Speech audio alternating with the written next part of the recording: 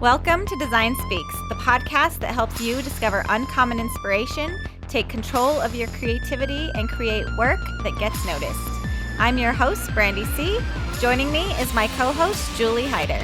This week, we're going to be talking about how to communicate clearly with clients. Stay tuned for that, coming up later in the show.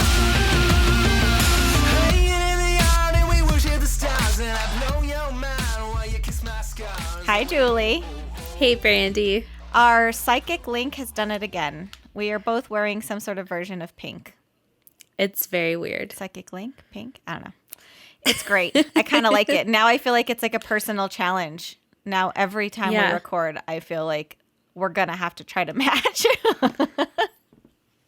Yeah, I mean, can we do it a fifth time? Wait, is this the fifth time? This is the fifth. I think this is the fifth time we've done this. So can we do it a sixth time? We'll have to see.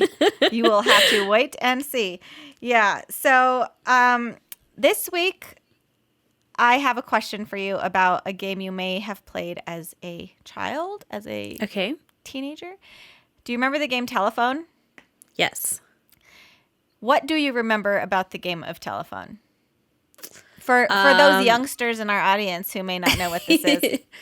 Yeah, so everybody sits in a circle and one person starts by coming up with some sort of, I guess, phrase or sentence or whatever, and they whisper it to the person next to them, and then that person whispers it to the one next to them, and when it gets all the way back around to the original person, that last person says what they heard, and it's usually nowhere near what it started out as. Nowhere near. So this happens all the time, just in life. Like, there are so many times where I've been communicating with my husband, my kids, my parents, any, friends, and you say something and you realize they didn't understand what I was saying, or they didn't hear me at all, or maybe they were just ignoring me.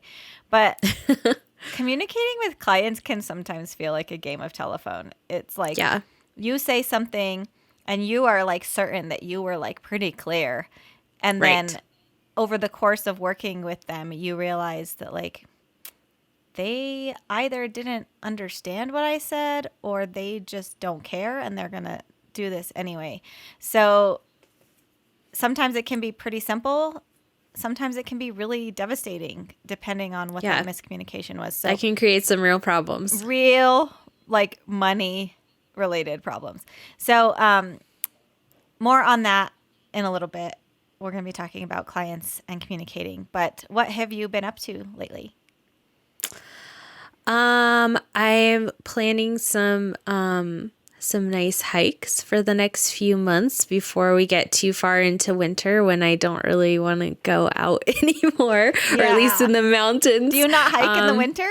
No, I do. Okay, so since we live in New Mexico, I have like this kind of plan for things where in the winter I hike in the desert because it's the one time you can actually bear it. Yeah. Yes. And not die. And you have like a hiking strategy for seasons? Yeah. A seasonal hiking strategy. I like it. It got messed up this year because of COVID, because right when I was like thinking that I was going to go to all these desert places, I wasn't going anywhere. Yeah. So anyway, so kind of switching from like doing mountain stuff in the summer when it's so hot, and that makes it a little cooler. But I have like a huge list of desert locations that I want to start hitting up as soon as the weather starts to cool off. So I'm excited for that. And there's just like a million places in this state to go, and so I have to figure out like which ones do I want to go to first. Yeah, that sounds like a lot of fun. Part of why I don't like to hike in New Mexico as a general rule is it's usually just like not my kind of pretty. Like, I like lots of trees and shade and water features, which, as we determined last episode, not a lot of ocean around here. And by not a lot, we mean none. And by not a lot, there is none. Yeah, so it's like Kenny loves to hike, and so for me, I'm just like, but am I going to be baking under the sun all day? I don't like that idea. No, you need to go to the mountains. It depends. Is a cactus really exciting? Not really. So I'll pass. So yeah, that sounds fun. hiking in the winter. I don't think I've ever really given that a try, because then it's like the sun feels nice because it's like it's cold Yeah, outside. you're like, oh, good, the sun is out. Let's get warmed up. It's way better. Yeah. Oh, my So goodness. I don't know how people do it in the summer. It's I not. don't I either. get cranky. Yeah, same. Yeah. I don't like the sun. Sorry, sun. I just like the clouds. So, yeah. Anyways, Yeah. that sounds awesome. That's really exciting. Yeah. Yeah, I'm excited. What have you been inspired by this week? Wanderlust is real. And so Yeah. I always do look through my past photos because I have so many. Like, I could share 5 photos a day of things that I found on my trips that are inspiring to me, but I just don't have time for that. But I've been looking through my photos for content and things, and I found 2 photos of like the same kind of thing that I got in different places. So the first place I ever had a cronut was in San Francisco. And then I had another one in Nashville last summer. And I was looking at this picture and I was thinking, like, whose idea was this? Like, people always say there's nothing new under the sun. And so I was thinking about that and thinking how discouraging that can be. Like, Yeah. where you can sit around and think like, oh, I just want to do something new and interesting, but someone's probably already done it. And that idea can like really, really debilitate people, but also me, because it's like, well, if somebody's already done a book on color, like, why should I do one? Yeah. Or any number of things. And I think that we forget that it doesn't need to be new. That, well, maybe the cronut was new, but the donut and the croissant weren't new. Yeah. And so you had to understand and know those things in order to like combine them together. And so thinking about the idea that maybe you can use something that already exists in a new way, or maybe just like opening up your mindset to the idea that new isn't the point. Like, it doesn't matter if it's new, but the process of ideating does matter, and that you might actually come up with something innovative. I didn't invent the word map, like, by far. Like, that has been around for ages. This way of ideating and brainstorming. But the process that I use the mind map as a foundation for is something I've never seen anybody do. It's something that is unique. To use it as like the map, the guide for your designs, as opposed to just here's a way to like come up with a bunch of random ideas, is unique. So I could have sat back and been like, you know what? Everybody knows what a word map is, and nobody's going to care that I use it differently. Right. So the cronut was just like, you know what? I should stop caring like about a new idea, and just remember that like it's how I use something that maybe exists differently because I have a unique perspective and I have and encouraging other people that the point is not new. The point might just be better or different. And that's way more empowering. So that's what's been inspiring me. So I hopefully I'll post a picture of the cronuts, because they are ridiculously hard to eat, but they are beautiful. I've never had one, but I would like to. Yes, you need to. So you're going to not San Francisco. You were planning on going to San Diego. I would venture to guess there's a cronut place there. So okay. Yeah. Add that to your research. Okay. So some music I've been listening to is, if you don't know this by now, it's probably because I feel like if I were to bring one of the songs by them every week, you would get sick of it. But the Goo Goo Dolls is one of my all-time favorite bands. And one of the songs I've been listening to by them recently is one of their newer ones. It's called Money, Fame, and Fortune. And I love the emphasis that they place on finding someone who has something that you might not have. And in the context of the song, it is definitely like in a relationship setting. Like, I'm grateful that you have something that I need.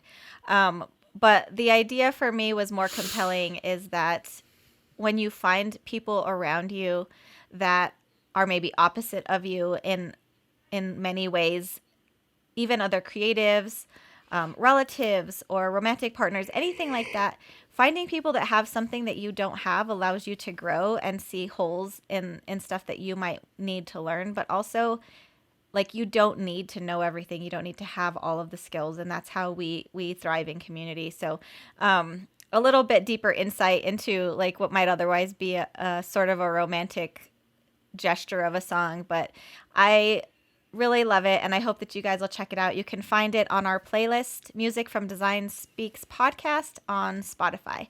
So that's. Do you like the Goo Goo Dolls, Julie? Don't Or is hate this like me, Disney? but I haven't. No, I just haven't listened to much by them, so I don't have an answer for that. I'm Okay. sorry. It's okay. I forgive you. I still love you. So let's talk about clients and talking to clients and not talking well to clients.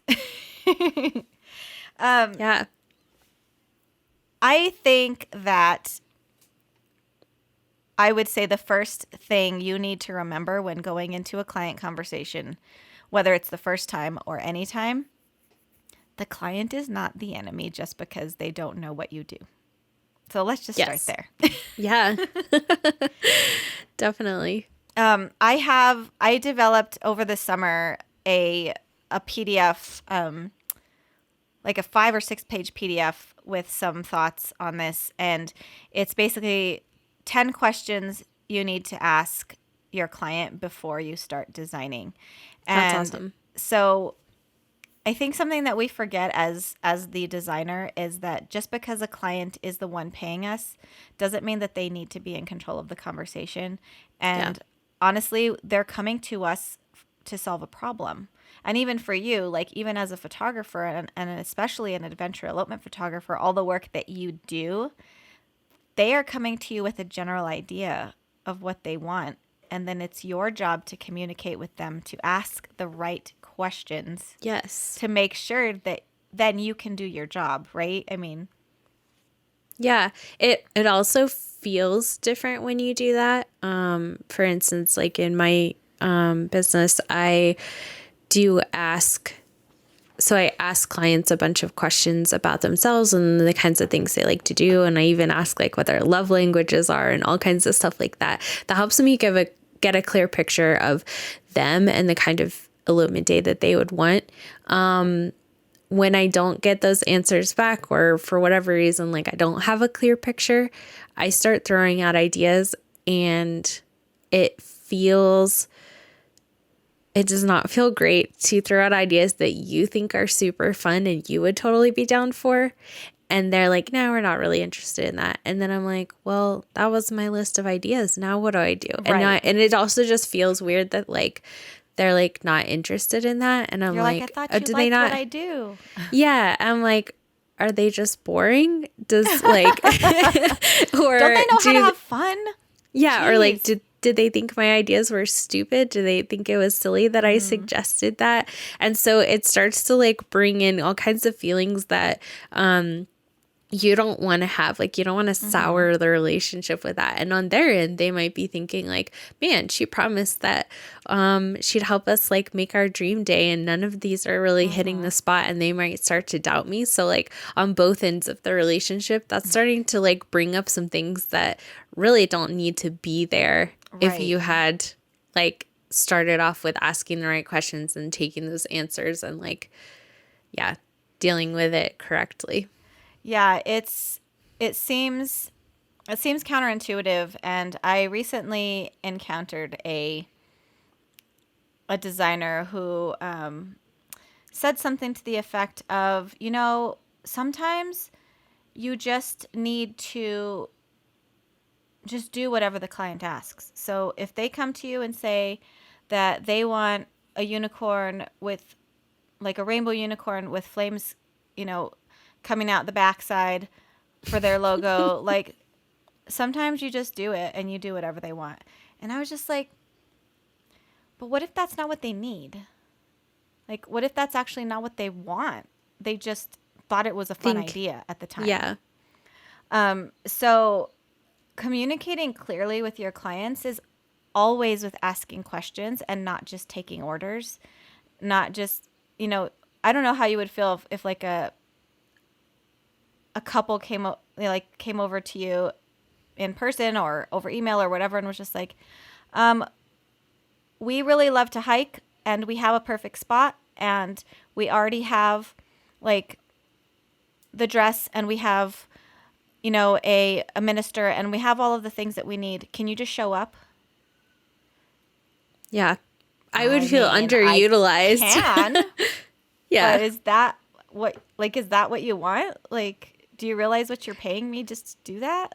Yeah. And especially if they're being really specific, like, if they were telling me which shots to get or telling you as a Exactly. designer, like, I want this section to be this color and like being super specific, you're like, why am I here? Yeah. Why did you even talk to me? So, Yeah. obviously this is like a little self promo, but like if you want that PDF, it's free if you sign up for my I don't want to call it a newsletter, my emails or whatever. I do a new offer every quarter, so if you find that by the time you hear this episode it's gone, just message me and I'll be happy to send that to you. But the the questions you're asking are probably the first key to communicating clearly, because you can also ask questions like, why did you choose me? And Yeah. then if they say, I don't know, because you were the first person that I saw, they're probably not the right person for you. Yeah. It kind of helps you gauge like where they're at. Yeah, absolutely. In every possible way. So, what do you think about setting expectations? Yeah. I think that's something that, especially as creatives, we tend to not put a lot of emphasis on that, and that creates problems down the road. So if you can right off the bat be very clear what the process is going to be like, and hopefully, so we talked last episode about when you're talking about the work that you do and you're presenting your business, that you're being clear, this is what I do and here are the steps we're going to take to like get to this end goal, to fix your problem. So hopefully they should already have like a fairly clear idea of that, but you want to like make it even more clear and just really set it out step by step so that there's no confusion. And also, Yeah. so like it's kind of an accountability thing too. Like they're never wondering if you're doing what you said you would do, Yeah. or if like things are moving along, and it's all just right there. So when you're working with a client, do you ever set out dates that you're going to give the client certain things, like you're going to present them with an idea or you're going to send them the files or whatever, and then do you also have dates for them like that they need to reply by or give feedback or whatever? So yes and no. It really depends on the project. So speaking of expectations, like the first thing that I do once I've had a chance to like either have a strategy session or just do a client brief, like a brief about the project, is I put together a proposal.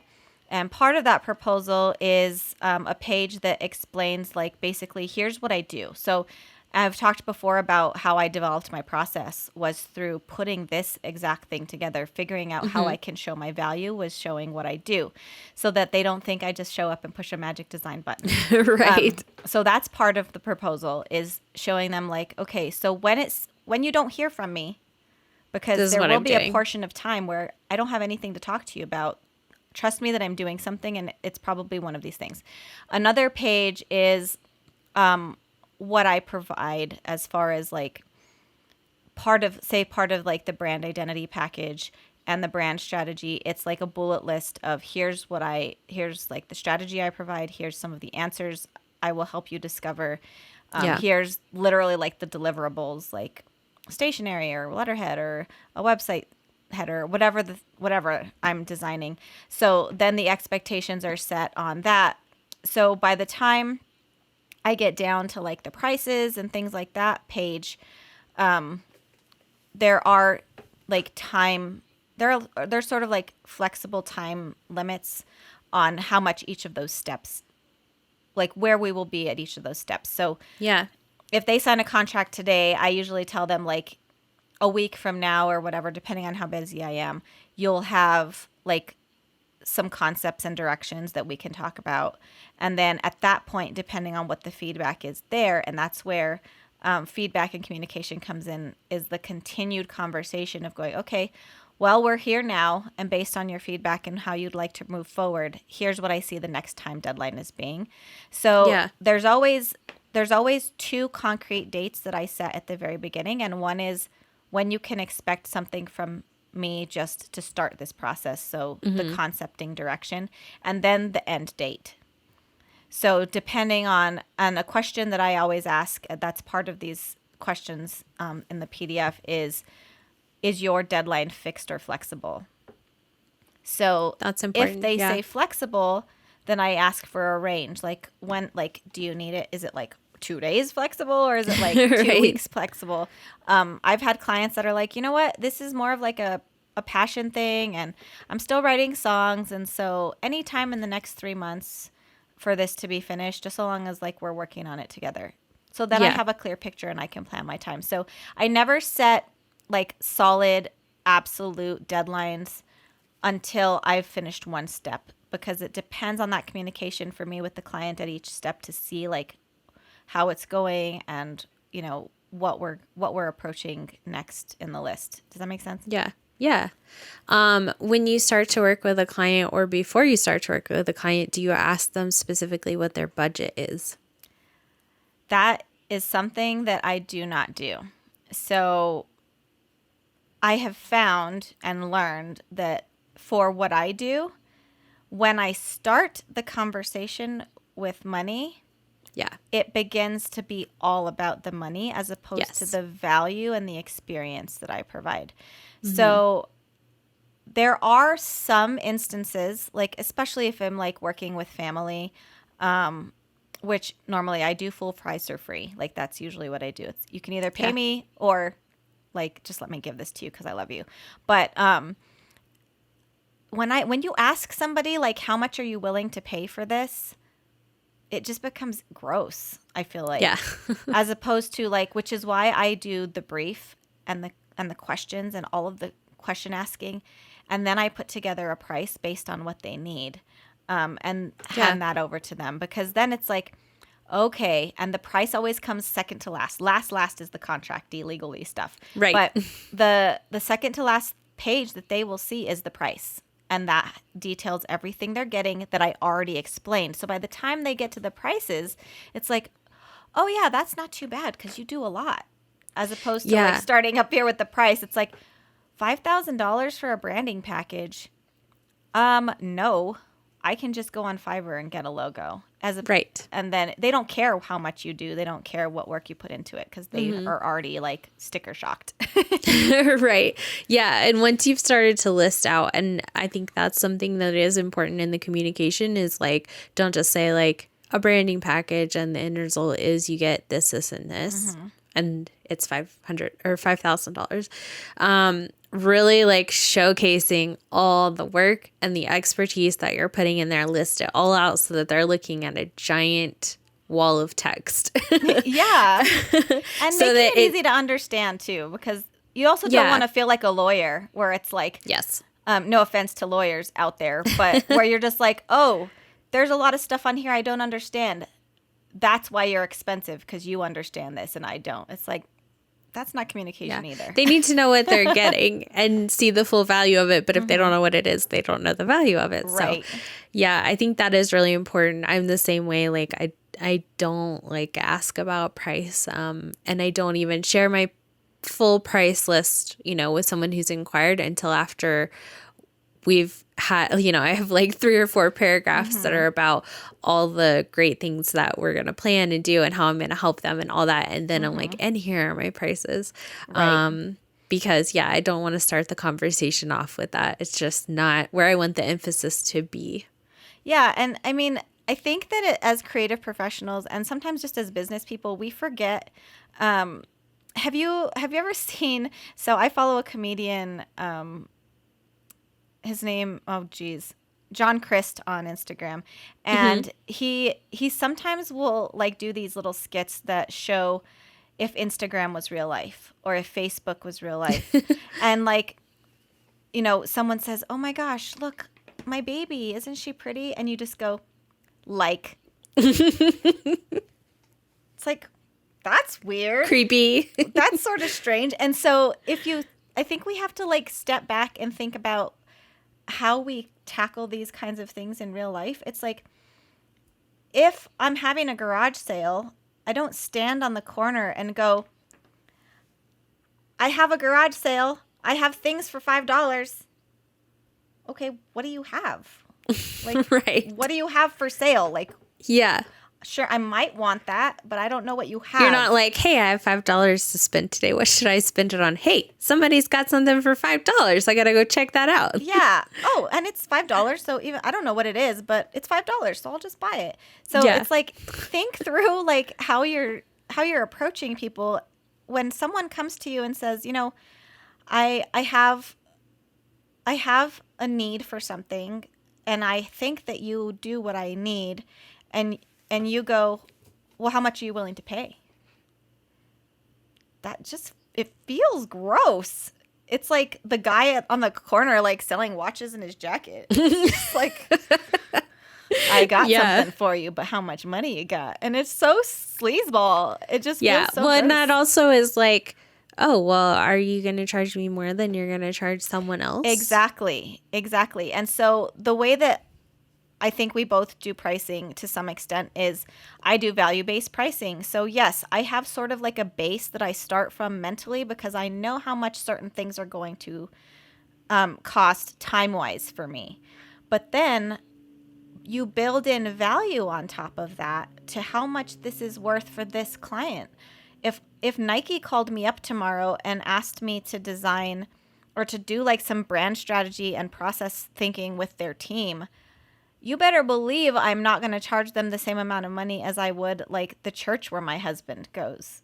I mean, works. Yeah. Like, not because I'm trying to gouge them, but because I know what they will do with that information is going to make them lots and lots and lots of money. And that is something that only I provide.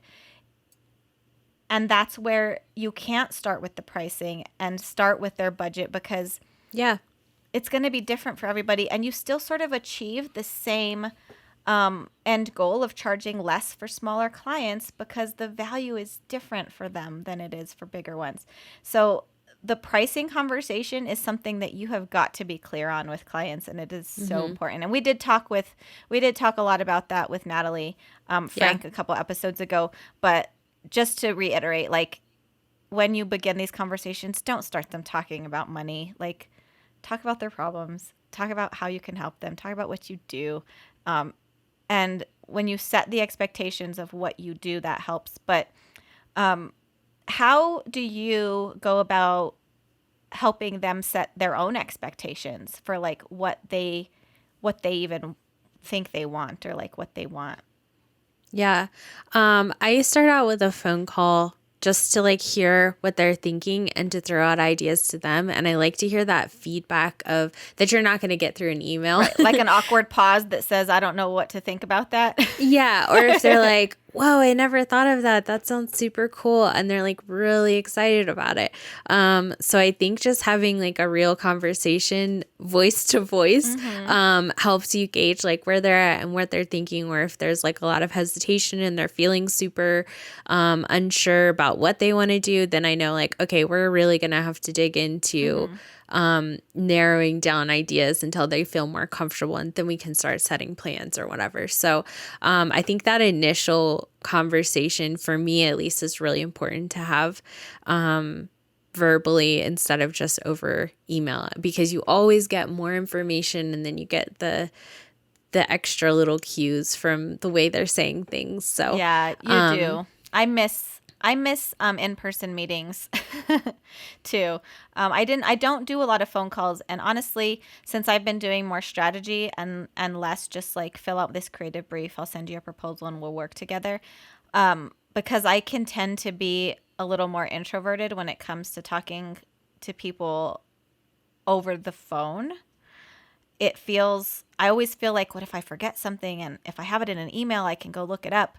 Right. But realizing lately that you are so right, that like there's just stuff that you can't get, which is another part of this journey I've been on. I'm doing more strategy is by sitting like this over Zoom with somebody for 30 minutes and talking about what they might need. I get way more that I can then put Yeah. into that proposal than I ever would have with just like a, here's homework, here's a bunch of questions to answer to send back to me. Yeah. And they also hear your voice and your excitement level. And like, it's just, you're The communicating way passion. more. Yeah. And that's going to get them more excited. And yeah, phone calls are scary, but I think they're really worth it in certain situations. So Yeah, absolutely. that's how I like to start. And I think with that, we've covered a lot. So, Yeah. Client relationships are important. They don't have to be difficult. They're not your enemy. Like, No. don't think about like you are the sad guy who's just being like whipped into doing work. Like they want your service. They want to pay you to do it. And if you're communicating clearly, like it could be a really great relationship. It could be a really awesome experience. And if you think about all the things that we talked about and you even implement just a few, like you will see a dramatic shift in the kinds of clients you get, and even how relationships with clients you already have like might be better. So Yeah. so with that is our episode for today. If you guys would be so kind as to check us out on Patreon, it is patreon.com/designspeakspodcast. We can't do this podcast without you. The more subscribers on Patreon that we get and support we get there, the more cool things we get to do for you, Julie and I. So also, if you are looking for past episodes or show notes, transcriptions of what we do here, you can find those on designspeakspodcast.com. And as always, you can message us, send us questions or thoughts or insights to our Instagram at Design Speaks Podcast. So that's all for this week, and we will see you guys next time.